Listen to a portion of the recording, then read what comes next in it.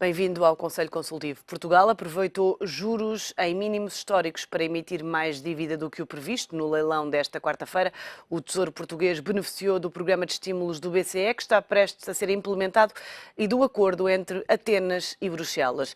No segundo leilão de dívida há 10 anos, realizado este mês, Portugal colocou cerca de 1,5 mil milhões de euros, mais do que o estimado inicialmente. O montante máximo indicativo era de 1,2 mil milhões. A taxa de juros média renovou mínimos históricos e fixou-se nos 2%. A operação ficou marcada por uma forte procura dos investidores, que quase superou a oferta em 2 vezes.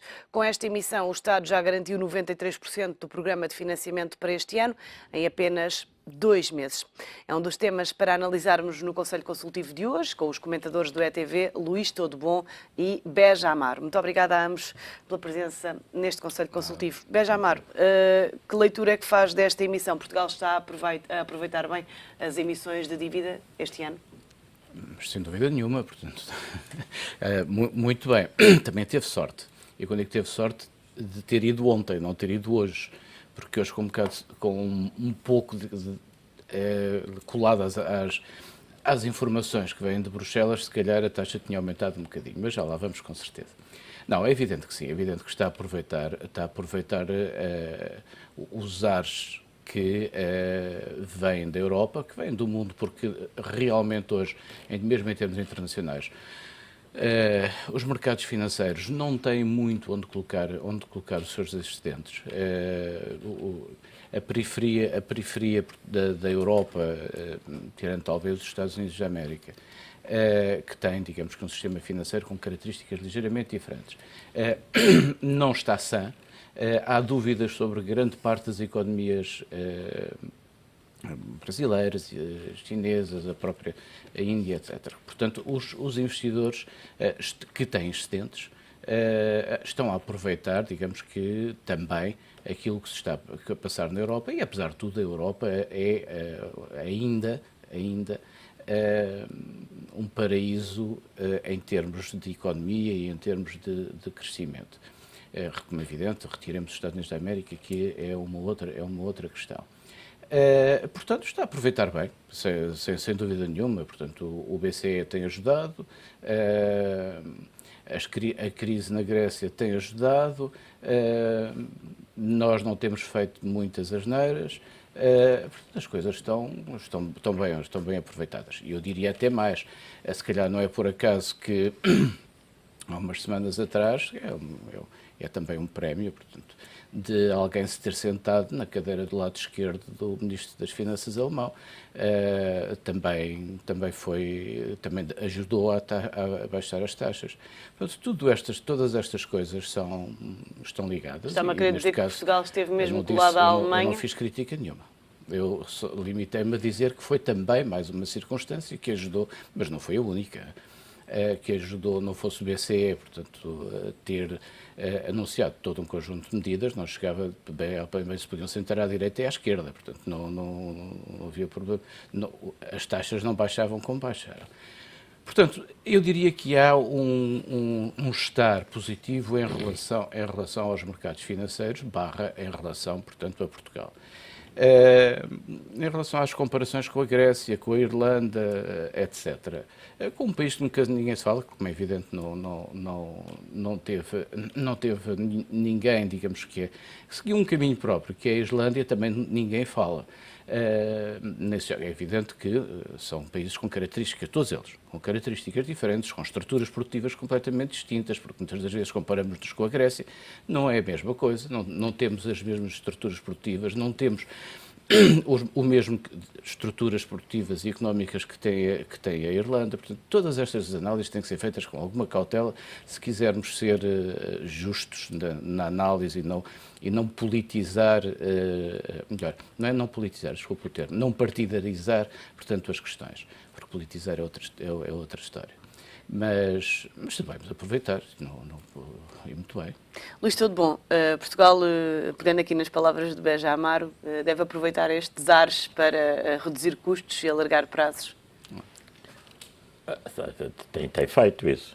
Portanto, foi o que fez. A emissão aproveitou. Vamos lá ver, os mercados. Isto são os mercados a funcionar, não tem nada de espantoso, nem de estranho, nem de esquisito. Quando o Tesouro decidiu fazer a emissão, tinha a noção de que a taxa de juro se situaria neste intervalo. Terá sido eventualmente 0,1 ou 0,2, provavelmente mais abaixo até do que as suas expectativas, comparado com a última emissão. Agora, é evidente que o Tesouro português tem vindo a aproveitar, tem vindo a ser gerido com grande competência, tem vindo a aproveitar, digamos, as condições de mercado e não fez mais do que isso. Mas concorda com o Benjamin quando diz que se fosse hoje que as condições já não seriam bem as mesmas? Não sei, eu não tenho a certeza. Sabe uma coisa? Foi um pouco entre parênteses, não é? Sabe uma coisa? Os políticos nacionais e europeus falam muito. E as pessoas ouvem metade. E, portanto, eu não tenho a certeza que aquilo que o comissário disse que tenha tido um grande impacto, até porque ele também não disse nada de novo. Repara uma coisa, dizer, e tal, Portugal tem desequilíbrio. Pois tem. É evidente que, vamos lá ver, o tratado prevê que o déficit não ultrapasse 60%. Nós temos 130%, tem desequilíbrios. Agora, o que é que isto tem de novo? Nada. Portanto, agora voltando à emissão, é uma emissão a 10 anos, o que é bom, portanto, que é no fundo aumentar a maturidade da dívida. Vamos lá ver, o Tesouro tem feito duas coisas, tem baixado o custo do crédito, o custo do crédito, exatamente, portanto, da dívida, e tem aumentado a maturidade da dívida, que é para ver se não temos pressões de curto prazo. Porque as emissões a muito curto prazo, a 1 ano, a 6 meses, 1 ano e a 18 meses, têm taxas claramente inferiores. Ora bem, portanto, o nosso custo médio ainda está elevado, mas eu diria que nós podemos ambicionar, admitindo que o BCE mantém, digamos, este apoio, admitindo que os mercados continuam a funcionar desta maneira e que a Europa continua a ser o refúgio, digamos, a unidade e o euro, uma unidade de refúgio de investimento dos investidores internacionais, nós podemos ambicionar vir a ter, num futuro próximo, uma taxa média da nossa dívida da ordem de 1,5%. Isso é ótimo. Porque então os saldos primários vão permitir pagar os juros e eventualmente começar a amortização. Portanto, é esta a ambição que nós temos todos que ter. Sobre a dívida pública, em 2014 ficou acima da meta do Governo. O que é que explica esta falha por parte do Governo? A Ministra das Finanças disse que, afirmou agora na conferência, que isso deveu, digamos, aumentou transitoriamente a dívida, portanto é conjuntural, para preparar, digamos, o reembolso do FMI. E, portanto, que a dívida em si, a dívida líquida, não aumentou. Eu não confirmei essa afirmação, mas o que a Ministra das Finanças terá dito a verdade. E, portanto, não houve aumento, foi só isso. E reembolsar a dívida do FMI é urgente, porque a taxa de juros é muito mais elevada do que aquilo que nós estamos a obter no mercado. Isso é que não se entende, isso é que realmente não se entende. É porque é que, em relação à Grécia, e voltemos à questão da Grécia, porque a Grécia é interessante. Eu quando digo é interessante, para além das questões que fazem as capas dos jornais, há questões muito importantes para além dessas em relação ao que está acontecendo na Grécia e às consequências de tal. E realmente, portanto, nós temos, e a Europa tem, voltemos um pouco à questão de há pouco, às palavras que ontem foram proferidas na Comissão Europeia, em relação, portanto, ao dito à dívida, não, e ao acompanhamento e à vigilância. Eu não me recordo, pode ser um problema de memória minha, e admito que sim, não me recordo de uma conferência com este tipo de características, ou dizer isto, como disse, não é novidade nenhuma, portanto, todos nós sabemos que estamos a ser acompanhados,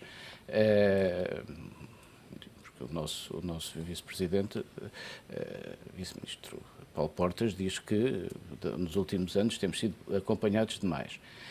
Portanto, todos nós sabemos isto, mas há uma coisa interessante na afirmação pública e da forma como ela foi feita. É que nos juntou, e pela primeira vez nos junta num conjunto de items económicos, à Itália, à França e a todo um conjunto de outros países que normalmente eram falados de forma independente. E, quando digo de forma independente, falava-se da Espanha, falava-se da França, falava-se da Itália, E quando em público eram feitas as referências económicas a qualquer desses países, eram feitas de forma individualizada.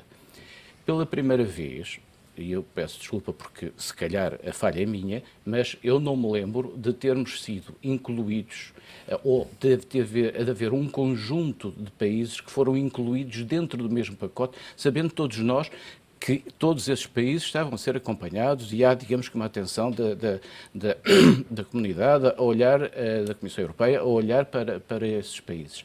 Mas, em termos políticos, acho que não é despiciente a forma como foi feita ou como foram feitas as afirmações.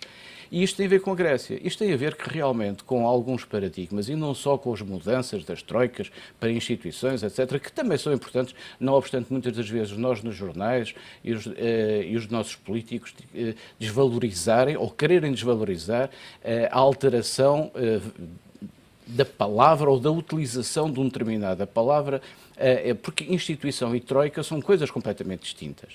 São coisas completamente distintas quando falamos em termos políticos. Mas e na prática? E na prática? E na prática já estão a ser. Repare, é isso que eu estou a dizer, é que esta própria intervenção tem a ver com algo que se está a alterar na Europa, e isso, um dos motores que o fez. Como é evidente, não, deixemos-nos dos exageros iniciais, portanto, do que estava a ser pedido. O Síriza a pedir, a Grécia a pedir. Isso é guerra, isso é guerra política, faz parte da tomada de poder político, é assim. É assim. Uma pessoa não negocia dizendo, não, olha, eu só quero aquilo, não queria mais nada. Não. Tem que negociar pedindo o máximo, entre aspas, e depois, digamos que ir cedendo, não é?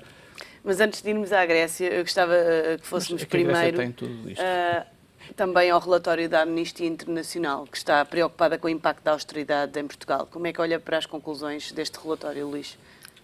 Agora já não estamos a falar da Comissão Europeia. Não, sim, mas vamos ver. A Amnistia Internacional está preocupada com as bolsas de pobreza, está preocupada com a proteção das chamadas, de algumas franjas, digamos, da sociedade. Está preocupada com algumas manifestações até de racismo, que eventualmente, nos últimos tempos, tem assolado, digamos, a sociedade portuguesa, que ganhou fama de que não é racista, etc. E, portanto, convinha que, já que tem a fama, tivesse o proveito, e de facto não fosse uma sociedade racista. Com o aumento da brutalidade policial, e que tem a ver com a brutalidade policial exatamente para essas franjas da população, nomeadamente ciganos e africanos, etc. Eu julgo que este tipo de organizações são fundamentais ao equilíbrio das sociedades, e são fundamentais nas sociedades democráticas. Porque a democracia resulta, digamos, deste conjunto de equilíbrios, resulta da transparência, resulta da análise dos factos, resulta da visão, das recomendações, etc. Eu julgo, de qualquer maneira, que a situação portuguesa não é alarmante, comparada eventualmente com outros países. Mas não nos faz mal ler aquele relatório com atenção e olhar para ele com atenção. Eu julgo que a senhora Ministra da Administração Interna vai lê-lo com atenção, com certeza, e vai verificar se há de facto excessos, como aparentemente ainda há bem pouco tempo pareceu existir quando foram espancados negros, digamos, que pertenciam a uma organização contra a violência, portanto é preciso perceber isso, e portanto, terá que eventualmente avaliar um bocadinho melhor essa situação. Mas sobre as condições socioeconómicas dos portugueses, que a Amnistia diz que as medidas aplicadas em 2013 retiraram parte das condições aos portugueses e preocupada com os efeitos da austeridade. Não tenho a certeza. Vamos lá ver. Isso é o Ministério da Solidariedade Social Mas, repare, nós temos o chamado rendimento mínimo de inserção, nós temos um conjunto de instrumentos sociais para evitar, digamos, esses casos extremos de pobreza. Se eles estão a funcionar bem ou não, é natural que haja pequenos erros aqui e acolá. Temos um sistema de saúde universal, portanto, ou seja, ninguém morre por não ter, ninguém deixa de ser recebido num hospital digamos, em situação de urgência. E, portanto, pode haver, repare, eu olho para aquele relatório como como um aviso, como, digamos, uma chamada de atenção, mas não tenho a noção, não tenho a sensação de que Portugal tenha, primeiro que tenha evoluído negativamente, ou seja, que as autoridades portuguesas não tenham preocupado. Pode haver um caso aqui ou acolá que merece uma atenção mais especial, mas não tenho a ideia de que seja generalizado.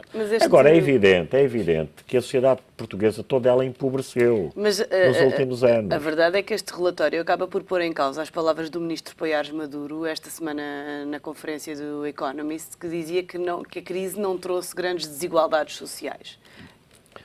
Empobrecemos todos. Quando todos empobrecemos, não há grandes desigualdades. Porque essa história, depois há uns ricos muito ricos e tal, e depois confunde-se património com rendimento, que também há aqui várias confusões, enfim, na sociedade portuguesa. Agora todos empobrecemos. A sociedade portuguesa empobreceu. O rendimento per capita e, sobretudo, o rendimento disponível reduziu-se bastante. Agora, é evidente que um país que se endivida, o caminho é este. Mas empobreceu a sociedade toda na mesma proporção? Eu não tenho a ideia que tenha aumentado, digamos, essa disparidade na sociedade portuguesa. Não tenho essa convicção. Mas mais, em relação às tais franjas, digamos, as franjas quase no limiar de pobreza, eu julgo que aí o Governo teve atenção. Portanto, eu não subscrevo muito essa crítica de que está tudo muito pior, ou seja, e que não foram tomadas, não foi tomado em consideração, digamos, esses aspectos. Benjamin, como é que olha para as conclusões deste relatório? Vou ver, em relação ao relatório, aqui estou de acordo com o Luís, acho que é de olhar para ele com atenção. É uma chamada de atenção, é algo para o qual nós, em relação a quase todos os relatórios que são feitos por estas organizações internacionais e não só, devemos olhar. Julgo que muitas das vezes, mas isto é verdade para algumas outras áreas também, é que os olhos com que os técnicos olham para algumas questões sociais são muito padronizadas, são de uma forma ou de outra olhadas para Portugal, para a França, para a Inglaterra, etc., com a mesma matriz de análise. E nem sempre é possível. Então, quando falamos de questões sociais, não deve ser feita, deveriam ser introduzidos fatores específicos e característicos de cada uma das sociedades que estão a ser analisadas. De qualquer forma, e voltando ao princípio, é algo para o qual devemos olhar e tentar, digamos, corrigir um conjunto de questões. Só não estou de acordo com o Luís numa questão, é que me parece que nestes últimos 4 anos há realmente, para além do empobrecimento da economia em geral, e olhemos para o próprio PIB, e mesmo assim, quando fazemos o PIB per capita, não nos podemos esquecer que quase 200 mil pessoas emigraram, portanto faz, digamos que, alterar um pouco os valores dos números, mas o que é um facto é que a classe média portuguesa quase que desapareceu. Portanto, e isso inevitavelmente tem influência no dia-a-dia e, digamos, que influencia algumas das conclusões do que o relatório digamos, traz a público. Portanto, não é tão claro, muito pelo contrário, que não haja ou não tenha havido uma distanciação entre aqueles que mais têm, ou de uma outra maneira, entre aqueles que mais recebem e os que menos recebem, porque o ter e o receber são coisas diferentes. Porque só se tem depois de receber, portanto, não é possível o contrário, a não ser se digamos que tivermos uns pais ricos. A questão, portanto, é de levar em linha de conta e que há pobreza. Basta nós pegarmos no nosso automóvel, e acho que a maior parte dos nossos políticos e de muitos dos portugueses, que alguns deles que gostam de dizer que o país está melhor, dar uma certa volta aí pela periferia de Lisboa. Não é preciso ir muito mais longe. Pela periferia de Lisboa, e olhar para a quantidade de pessoas que estão encostadas às paredes. Nota-se uma diferença muito grande, e eu por razões várias, fazia-o antes e que de vez em quando continua a fazê-lo, o número de pessoas e o estado das pessoas não é o mesmo que era há 5 ou 6 anos atrás. Vamos olhar para a Grécia, Luís, que ganhou 4 meses para respirar. Começa agora a dura negociação com as instituições para uma solução de fundo para o país? Vamos lá ver. Aquela lista de medidas são corretas, estamos todos de acordo. Nós, a Comissão, o mundo, está toda a gente de acordo. Mas, primeiro, não estão calendarizadas. Segundo, não estão quantificadas. Terceiro, não se percebe como é que vão ser implementadas e como é que se vai atingir um resultado que anteriormente não foi conseguido. Porque, vamos lá ver, porque eu olho para aquelas medidas e a questão que eu coloco é: os governos anteriores da Grécia não teriam um programa semelhante? Vamos lá ver. Houve poucas cedências em relação ao atual programa de resgate. Pois, porque não pode. As medidas, o que é que diz? As medidas são basicamente o governo diz, o governo grego diz duas ou três coisas simples. Diz: nós prometemos reformar o Estado. Portanto, e reformar o Estado é reformar a máquina fiscal, diminuir a corrupção, racionalizar os serviços, aumentar a eficiência, aumentar a produtividade, etc. Reforma do Estado. Aqui em Portugal não se fez também, ainda. Fez-se qualquer coisa, mas está longe ainda de ter feito. Em termos, cada um de nós, todos nós que fizemos reformas nas empresas temos a noção, primeiro, quanto é que elas custam e, segundo, quando é que elas estão terminadas. Depois diz uma segunda coisa que é, vamos tentar pôr, digamos, a máquina produtiva a funcionar melhor, exportar, etc. E a terceira coisa é, vamos tentar pagar a dívida, eventualmente mais devagar, e para isso nós queremos uma redução, digamos assim, do compromisso de saldo orçamental primário que nos foi imposto pela União Europeia, da ordem dos 4%. E, portanto, querem 3, 2, 1,5%, qualquer coisa assim. Julgo que propuseram 1,5%. 1,5% de saldo primário. Agora, para 1,5% de saldo, a Grécia tem 180% do PIB, de 180% de dívida do PIB. Uma taxa média de 2%, não é? Só os juros são 3,6% do PIB. Portanto, se o saldo primário for 1,5%, ainda há 2% de juros que não paga. E, portanto, a dívida vai continuar a aumentar. Ou seja, passa a 180%, 190%, 200% do PIB. Isto é uma situação impossível de suportar. Mesmo que consigam obter, digamos, esse valor, consigam em termos negociais da Comissão Europeia obter essa aprovação, estão, digamos, a empurrar com a barriga para a frente. Não, vamos ver. Agora, o problema, só há aqui uma coisa, só quero dizer uma última coisa, que é o seguinte: todos estes países que têm dívidas brutais, acima de 100% do PIB, das duas uma, ou há um esforço de investimento nesses países, por parte dos países ricos, nomeadamente a Alemanha, que têm excedentes orçamentais, ou não vão... Isso portanto, foi o que disse Vítor Bento. Exatamente. Ou não vão conseguir, num prazo razoável, resolver o problema. E, portanto, isto, quando o António Costa diz isto é um problema europeu, e o Maduro diz também é um problema europeu. Benjamar, para terminar. Não, o Luís terminou como eu ia terminar, porque estava-me a parecer que ele se iria esquecer de que nós também temos uma dívida, os italianos também têm uma dívida, etc. Portanto, nessa parte, nós estamos iguaizinhos à Grécia. Mas sobre a Grécia em concreto? Pronto. Sobre a Grécia em concreto, eu acho que está a ser seguido o bom caminho, repara. Dizemos todos, os jornais, de que não estão quantificadas um conjunto de medidas. Temos 4 meses para quantificar. E, para além disso, repara, é uma grande vitória. Há que analisar as coisas nas suas circunstâncias. E, realmente, quando se começam as discussões, após digamos que o Syriza ter ganho, a situação era de que a Europa nem pensar nisso, a Grécia ia sair, etc. Como é evidente, tiveram que ceder. Então, mas eles não sabiam que tinham que ceder. Claro que sabiam. faz parte das negociações. Como fará parte das negociações, o que é que cada uma destas, tanto a nível fiscal, tanto a nível da organização do Estado, curiosamente, mesmo eles têm uma coisa que nós não temos claras nos nossos programas, que é o combate à pobreza, e no qual eles fazem, digamos, uma ênfase muito grande. Agora que vão negociar, é evidente que vão negociar. Agora, não resolvem problema nenhum, mas nós também não, e a Espanha também não, enquanto a Europa não assumir que há uma dívida externa de todos os países e que tem que ser resolvida. Muito obrigada aos dois, não temos mais tempo. Muito obrigada pela vossa presença e análise neste Conselho Consultivo, que está de regresso amanhã.